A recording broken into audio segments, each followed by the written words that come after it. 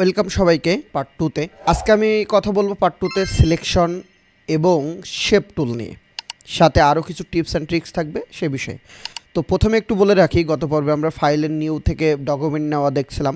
তো ডকুমেন্টে এখানে কিন্তু আমি চাইলে অবশ্যই নাম লিখে নিতে পারি, এবং একের অধিক যদি আমি আর্টবোর্ড চাই তাহলে আমি এখানে আর্টবোর্ড সংখ্যা লিখে দিব। আমি যে সাইজটা নিব সেটা কিন্তু এখানে ক্রিয়েট দিলে আমার ততগুলো আর্টবোর্ড এখানে হয়ে যাবে। তার মানে আপনি একটার সাথে 10টা আর্টবোর্ড নিয়ে একবারে কাজ করতে পারবেন, 50টা নিয়ে কাজ করতে পারবেন। তো আমরা এখান থেকে আমি সেটা নিলাম না, আমার একটা ডিজাইন ওপেন করা আছে, সেটা নিয়েই কাজ করলাম। তো প্রথমে যে টুলসটা আছে এটা এই প্রথমে যেটা সেটা হলো ভি প্রেস করলে আপনার মুভ টুলে চলে আসবে। দেখেন আমি যখন প্রত্যেকটার উপরে মাউস ধরছি তাহলে একটা অ্যানিমেশন টাইপের আমাকে দেখিয়ে দিচ্ছে যে আসলে কোনটার কাজ কী। তো মুভ টুলে সবসময় থাকতে হয়, কারণ আপনি যাই করতে চান, ঘোরাতে চান, সরাতে চান, তখন অবশ্যই আপনাকে ভি প্রেস করে মুভ টুলে অথবা এখানে ক্লিক করে মুভ টুলে যেতে হবে। এরপরে যেটা আছে, মুভ টুলে থাকলে কী হয়, আমি যে কোনো জিনিসকে সহজে সিলেক্ট করতে পারি, সরাতে পারি। সাপোজ আমি এখান থেকে একটা অবজেক্ট নিলাম, সরাতে পারি, মুভ করতে পারি, কপি করতে পারি, অনেক কিছু করতে পারি। ওকে, তো মুভ টুলের পরে যেটা আছে সেটা হলো একটা ডাইরেক্ট বা direct selection tool and group selection tool. এই দুইটা জিনিস একটু ভালো করে বুঝে নেবেন। আপনার কাছে মনে করেন অনেকগুলো অবজেক্টের একটা ডিজাইন আছে, এটা পুরোটা গ্রুপ আছে।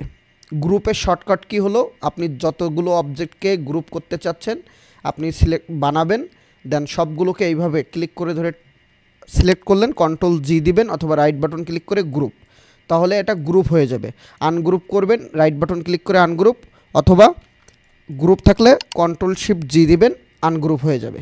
এই যে দেখেন আনগ্রুপ হয়ে গেল। তো এখন আমরা সবসময় ডিরেক্ট সিলেকশন টুল দিয়েই কাজ করি, কিন্তু এখানে গ্রুপ সিলেকশনে অনেক বেশি কার্যকারিতা আছে। যেমন আপনি ডিরেক্ট সিলেকশন টুল দিয়ে যদি আপনি এই গ্রুপটাকে সিলেক্ট করেন, সাপোজ আমি এই গ্রুপটাকে সিলেক্ট করলাম, চাইলে আমি এটাকে সরাতে পারছি। দেখেন, চাইলে ডিরেক্ট সিলেকশন টুল দিয়েও আমি কিন্তু সরাতে পারছি, কিন্তু এখানে একটা জিনিস হয় যে আপনি ডিরেক্ট সিলেকশন টুল দিয়ে সিলেক্ট করলেন, কিন্তু সেটা আপনি চাইলে কোনো অ্যাঙ্গার পয়েন্টকে এডিট করতে পারবেন। ডিরেক্ট সিলেকশনের কাজই হলো মূলত এটা, যে আপনার গ্রুপ থাকুক আর যেটাই থাকুক আপনি চাইলে সহজে এডিট করতে পারবেন।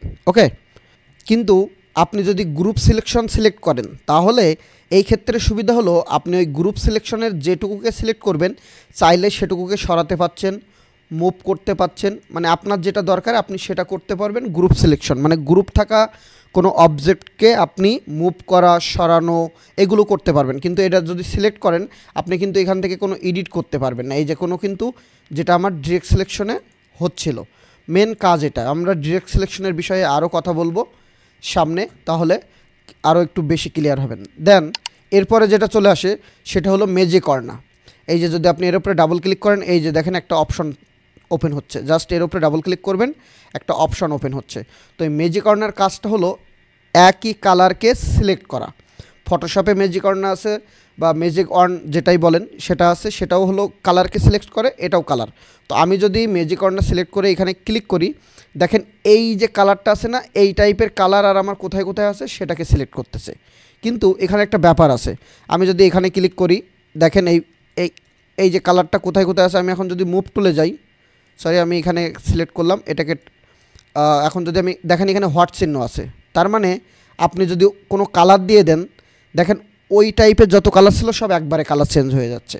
তো এইখানে একটা ব্যাপার আছে যে ডিফল্টভাবে ম্যাজিক কর্নার দিয়ে ক্লিক করলে সিমিলার টাইপের কালার সব ধরে ফেলে, কিন্তু আপনি যদি ম্যাজিক কর্নার ডাবল ক্লিক করে এখানে টলারেন্সটা আপনি 1 করে দেন এবং এন্টার দেন, ওকে, দেন আপনি ক্লিক করবেন, তখন দেখবেন শুধুমাত্র ওই কালার যেখানে যেখানে আছে ওইটাই ধরবে, তাছাড়া অন্য কোনো কালার কিন্তু সে ধরবে না। এই যে দেখেন যেখানে যেখানে ছিল সেটা ছিল।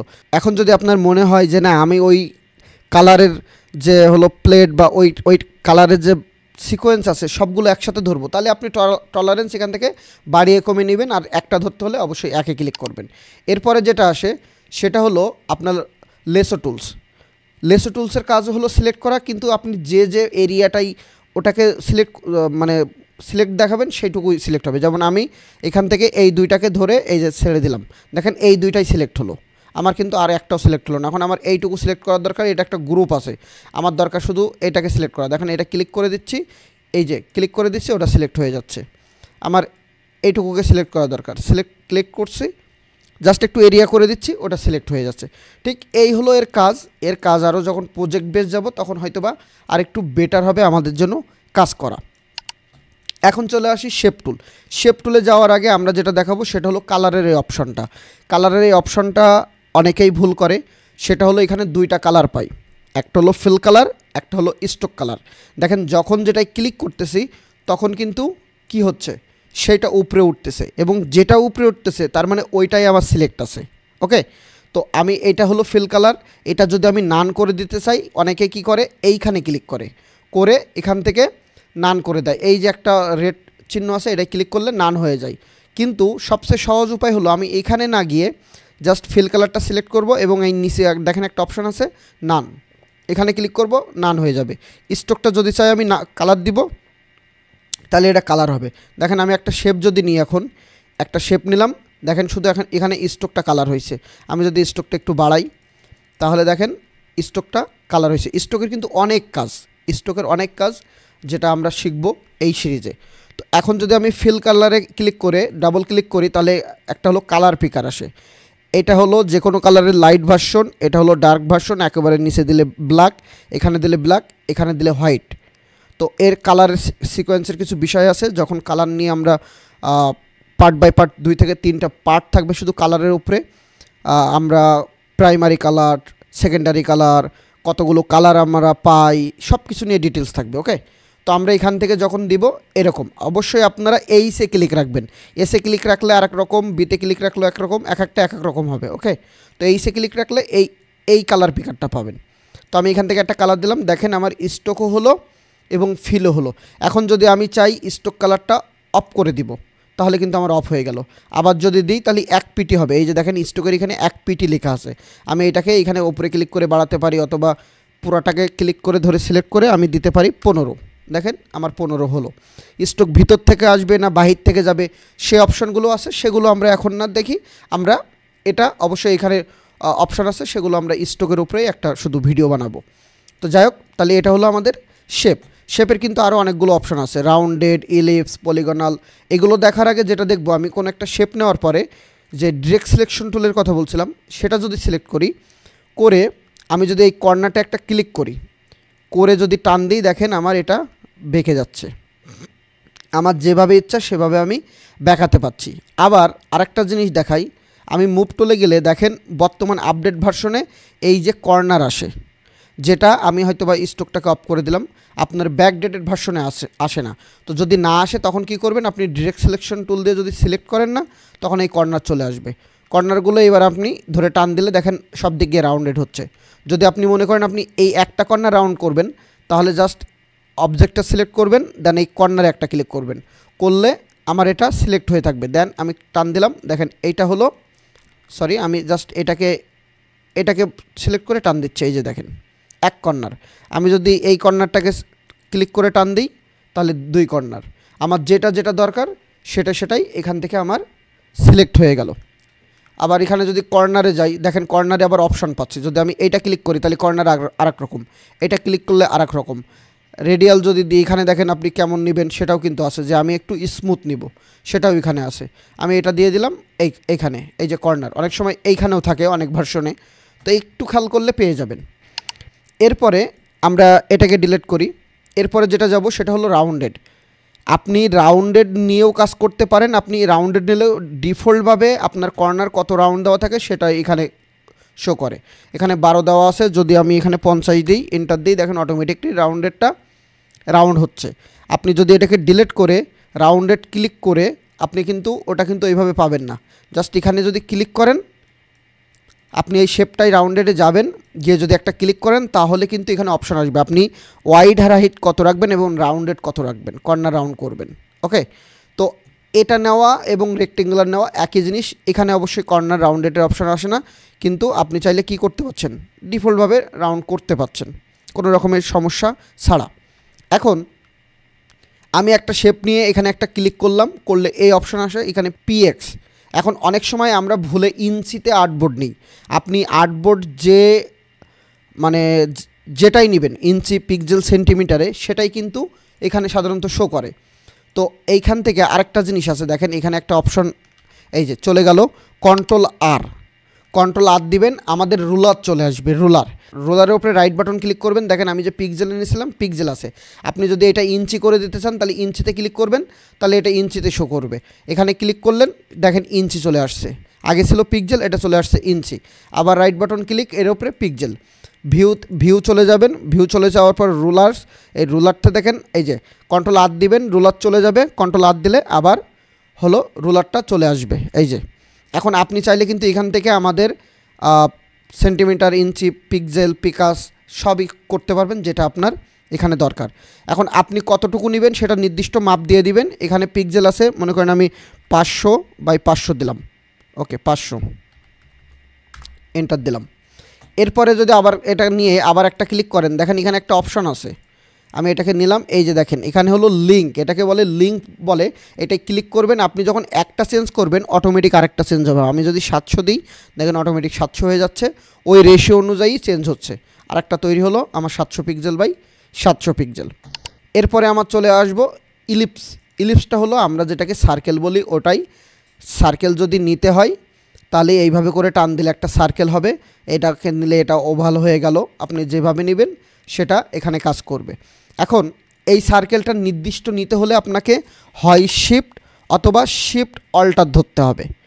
সবসময় কোনো অবজেক্টকে রেশিও অনুযায়ী একদম সমান নেওয়ার জন্য আপনি শিফট অথবা শিফট অল্টার ধরবেন। কেন? যদি আমি সার্কেল নেওয়ার সময় শুধু শিফট ধরি তাহলে ওটা সাধারণত মাঝখান থেকে হয় কিছু ভার্সনে, আবার কিছু ভার্সনে আমি যেখান থেকে নিচ্ছি এই যে দেখেন সেখান থেকেই বড় হচ্ছে। আবার যদি শিফট অল্টার ধরি অনেক সময় মিডিল থেকে হয়, এই যে দেখেন। এখন যদি আমি ছোট করি, এই যে একটা নির্দিষ্ট কর্নার থেকে হচ্ছে, আর শিফট অল্টার ধরলে মিডিল থেকে ছোট বড় হচ্ছে। তার মানে আমার এটা একদম পুরো যে সার্কেলটাই হলো। আমি এমনি নিতে হলে হয়তো বা ফুল সার্কেল নাও হতে পারে, বাট অবশ্যই শিফট অল্টার ধরে নেবেন, তাহলে আপনার শেপটা পারফেক্ট হবে। শিফট এবং অল্টার, ওকে। এই যে শিফট আর অল্টার ধরে আমি শেপটা নিলাম, পারফেক্ট শেপ তৈরি হলো। এরপরে যে জিনিসটা আছে, এই আপনি যদি এই ইলিপসকে আবার কিন্তু এই ইলিপসকে নেওয়ার পরে আপনি কিন্তু ডিরেক্ট সিলেকশন টুল দিয়ে এটাকে আবার এডিট করতে পারবেন। ডিরেক্ট সিলেকশন টুলে গেলাম, সবগুলোই করা যাবে। আমি এই যে পয়েন্ট আছে, পয়েন্ট একটা ক্লিক করে দেখেন আমি এটাকে এইভাবে দিলাম। আমরা অনেক সময় কিন্তু ডিজাইনের ক্ষেত্রে এরকম শেপ দেখি, এটাকে বলে অ্যাবস্ট্রাক্ট শেপ। আমি এটাকে একটু করলাম, গুগলে গিয়ে একটু সার্চ দেবেন, বানান ভুল হলেও গুগল ঠিক করে দেবে। এই যে অ্যাবস্ট্রাক্ট শেপ, আপনি ইমেজে চলে যাবেন, ইমেজে গেলে এই যে অ্যাবস্ট্রাক্ট শেপগুলো পাবেন। এগুলো কিন্তু খুবই চলে এবং বর্তমানে ডিজাইনে অ্যাবস্ট্রাক্ট শেপের অনেক বেশি ব্যবহার হয়। যে বিভিন্ন অফার বা বিভিন্ন হাইলাইটেড জিনিসগুলো লেখার জন্য এই অ্যাবস্ট্রাক্ট শেপগুলো ব্যবহার হয়। তো অবশ্যই সার্চ দিয়ে এটা প্র্যাকটিস করবেন ইলাস্ট্রেটরে। ছোটো ছোটো জিনিস, যে আমি একটা সার্কেল নিলাম সেটাকে কিভাবে একটু বেঁকাতে পারি, অ্যাবস্ট্রাক্ট শেপ তৈরি করতে পারি। পেন টুলের কাজ আমরা পরে দেখাবো, তবে পেন টুলের ভিতরে রাইট বাটন ক্লিক করলে এরকম আরও বাইর হয়ে আসে, ওকে। অথবা ডাবল ক্লিক অথবা ক্লিক করে ধরে রাখলে চলে আসবে। এখানে ক্লিক করলে আমার অপশানগুলোও চলে আসে। যাক, পেন টুল নিয়ে আমরা পরে কথা বলবো। এখান থেকে আমরা অ্যাড অ্যাঙ্গার পয়েন্ট জাস্ট একটু বুঝাই। যদি আমি কোনো একটা অ্যাঙ্গার পয়েন্ট, এইগুলো প্রত্যেকটা একটা অ্যাঙ্গার পয়েন্ট, এই যে যেগুলো দেখতেছেন এগুলো প্রত্যেকটা অ্যাঙ্গার পয়েন্ট। তো আমি যদি এখানে একটা অ্যাড অ্যাঙ্গার পয়েন্ট করতে চাই তাহলে এই পাতের ওপরে একটা ক্লিক করব, দেখেন আরেকটা পয়েন্ট তৈরি হলো। আমি ডিরেক্ট সিলেকশন টুল দিয়ে এটাকে সিলেক্ট করে চাইলে আমি এই হ্যান্ডেল ধরে বাঁকাতে পারি, অথবা এইটুকুকে ধরেই একবারে চাইলে ভিতরে দিতে পারি, দিয়ে আবার এটা বাঁকাতে পারি। এভাবে করেও কিন্তু আমরা করতে পারি। এরপরে চলে যায় পলিগনালে একটা ব্যাপার আছে, যেটা আপনি যদি ক্লিক করে নেন তাহলে অবশ্যই ওর মতো হবে, শিফট অল্টার ধরলে রেশিও অনুযায়ী হবে, ওকে। আর যদি মনে করেন আমি এই কর্নারটা কমাবো বাড়াবো, তাহলে অবশ্যই একটা ক্লিক দিবেন, তাহলে এখানে আপনার রেডিয়াস কতটুকু হবে আর আপনি এটা বাড়াবেন না কমাবেন সেটা কমাবেন। আমি 11 দিলাম, ওকে দিলাম, দেখেন 11টা কর্নারের আমার তৈরি হলো। এগুলো দিয়ে কিন্তু অনেক কিছু তৈরি করা যায়। সাপোজ একটাকে কপি করলাম, আর যদি স্ট্রোক দেন তাহলে একটা স্ট্রোক দিতে পারেন, আপনার ব্যাপার। আমি সাপোজ এখানে সাদা কালার দিলাম, ডাবল ক্লিক করে একদম উপরে তুলে দিলাম, 6টা এফ হলেই সাদা কালার হয়, ওকে। দেন এটাকে আমি সাপোজ এইভাবে বসালাম, দেন আবার শিফট অল্টার ধরে, শিফট আর অল্টার ধরছি কারণ অল্টার ধরলে কি হচ্ছে, কপি হচ্ছে। অল্টার ধরে কোনো অবজেক্টকে ড্রাগ করলে কপি হয়, দেন শিফট ধরলে সমানভাবে আসে। দেখেন আমি কিন্তু 3টা বানাই ফেললাম, ওকে। এখন এটাকে একটা কন্ট্রোল জি দিয়ে গ্রুপ করলাম, করে অল্টার আর শিফট ধরে আমি আবার এটাকে এখানে রাখলাম। রাখার পরে যদি কন্ট্রোল ডি দিই, কন্ট্রোল ডি, তাহলে কি হবে দেখবেন ওটা রিপিট হবে, সেই একই এখান থেকে যতটুকু ফাঁকা ছিল সেই একই ফাঁকাই এটা কিন্তু রিপিট হচ্ছে। আমি যদি এটাকে ওপরের দিকে নিতে চাই, সাপোজ আমি এটাকে টান দিয়ে আমি অল্টারই ধরলাম, শিফট ধরলাম বা না ধরলাম, ওকে, যেটা লাস্ট রাখবেন যেখানে ও কিন্তু সেই হিসাবে যাবে। এখান থেকে কন্ট্রোল ডি দেন, ওই যে দেখেন এই দিকে চলে যাচ্ছে। তার মানে কন্ট্রোল ডিতে আপনার কোনো অবজেক্টকে রিপিট হচ্ছে। আবার আপনি চাইলে হলো কি করতে পারেন, এখান থেকে কোনো কর্নার কতটুকু দিবেন সেগুলোও কিন্তু করতে পারেন। আমি কিন্তু টিউটোরিয়ালের ভিতরে ছোটো ছোটো শর্টকাট কি বলে যাব, এইগুলো অবশ্যই নোট করে ফেলবেন, করে আপনি ওই জিনিসটা প্রেস করবেন। স্টার টুল হলো এখান থেকে ক্লিক করলেন, ক্লিক করে আপনি 50 পিক্সেল থাকলে রেডিয়াস 5 দিলেন, একটা স্টার তৈরি হলো। এই যে স্টার, আমি এখান থেকে আগে এটাকে ক্লিক করে দেন নান করে দিলাম। এই যে স্টার, এই স্টারে এখন 25-এ যে জিনিসটা দিছে এটা হলো অটোমেটিক। আপনি এই স্টারটাকে কি করতে পারবেন, আপনার হলো স্টার বাড়াতে পারবেন, কমাতে পারবেন। এটা কিন্তু আমরা সার্কেলেও তৈরি করতে পারি স্টার, সেটা আমরা পরে দেখাবো যে সার্কেলের চারি সাইড দিকে স্টার লাগবে, খুব সহজে এই অপশন দিয়ে তৈরি করতে পারি। ওকে, এই যে স্টারটা আমি বাড়াবো কমাবো সেটা করতে পারি। এখন যদি আপনি মনে করেন এই যে এইখান থেকে ধরে টান দিবেন, তাহলে দেখেন এইটা কিন্তু কি হচ্ছে, এর রেডিয়াসটা অন্যরকম হচ্ছে। এর ভিতরে আবার অপশান আছে, যদি আপনি এই যে চাইলে ছোট করতে পারেন, বড় করতে পারেন। মানে এখন আপডেট ভার্সনগুলো এমন এমন জিনিস দিচ্ছে যেটা আগে আপনার করতে অনেক কষ্ট হতো। এরপরে আরেকটা টুলস আছে, সেটা হলো ফ্লারি টুল। ফ্লারি টুল হলো কি, আপনি যদি ক্লিক করেন তাহলে এরকম একটা ফ্লারি টাইপ তৈরি হবে। ক্লিক করে ওকে দিলেন, এই যে দেখেন একটা মানে সূর্য থেকে চাঁদ মামার দূরত্ব, এরকম একটা ব্যাপার স্যাপার হবে। তো এগুলো আমাদের খুব বেশি যে কাজে লাগে তা কিন্তু না, আপাতত এই সিলেকশন এবং শেপ টুলটাই আমাদের কাজে লাগে। আপনারা প্র্যাকটিস করার জন্য অবশ্যই এই শেপগুলো নেবেন, বিভিন্নভাবে ব্যাকাবেন, ডিরেক্ট সিলেকশন টুল দিয়ে ব্যাকাবেন, অ্যাঙ্গার পয়েন্ট অ্যাড করবেন, সেখানে আরও কিছু কাজ করবেন। তাহলে এই যে কাজগুলো এতক্ষণ দেখালাম এগুলো আপনাদের জন্য ইজি হয়ে যাবে। আমরা এর পরের ভিডিওয় অবশ্যই স্ট্রোকের বিষয়টা কথা বলবো, বা আরও পরপর আমরা যত ইলাস্ট্রেটরে যা যা শেখা লাগে সব কিছু বিষয় নিয়ে কথা বলবো। ভালো থাকবেন সবাই, আল্লাহ হাফেজ।